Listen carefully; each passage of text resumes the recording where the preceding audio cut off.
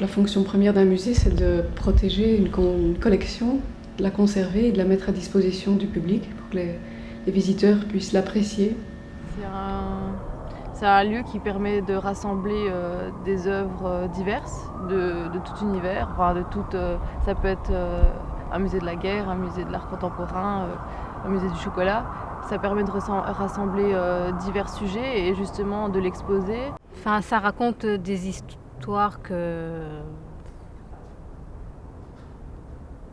qu'il y a eu avec des objets ou des œuvres d'art.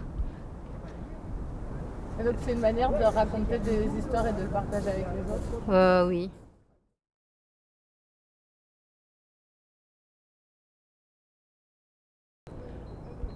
Oui, parce que ça permet de faire découvrir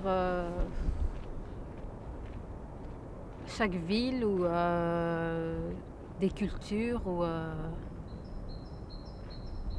enfin un peu de tout. C'est pour ouvrir un peu l'esprit des gens. Enfin, ça leur permet de s'intéresser même à des choses. Des fois, on va à des musées parce qu'on ne connaît pas. Des fois, on va à des musées pour voir des artistes en particulier. Et justement, ça permet nous permet de d'ouvrir notre esprit, de découvrir d'autres choses. C'est des lieux d'émerveillement. C'est très important dans une ville aujourd'hui qui est très trépidante, très agitée, d'avoir des espaces de silence, de contemplation, à mon avis.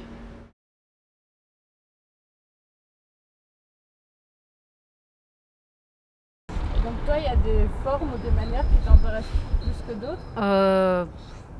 J'aime bien beaucoup l'histoire sur la guerre, et aussi de la peinture.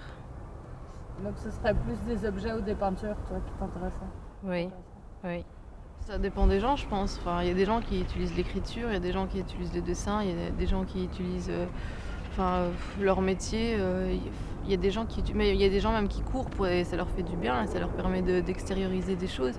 Du coup, ça dépend vraiment de la personne et du milieu où on évolue.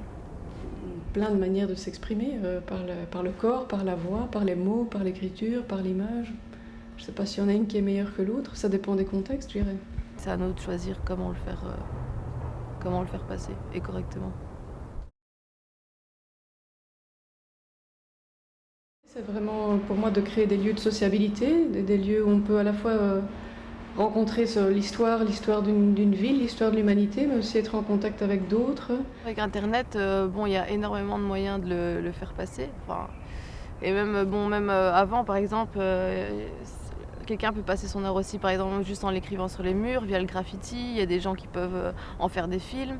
Et les musées, par exemple, aussi, c'est une énorme plateforme pour des artistes. Je sais pas, dans un endroit où tout le monde peut le voir. Donc plutôt dans la rue ou dans un endroit ouvert au public Un endroit ouvert au public. Et ce serait gratuit ou faudrait payer? Gratuit.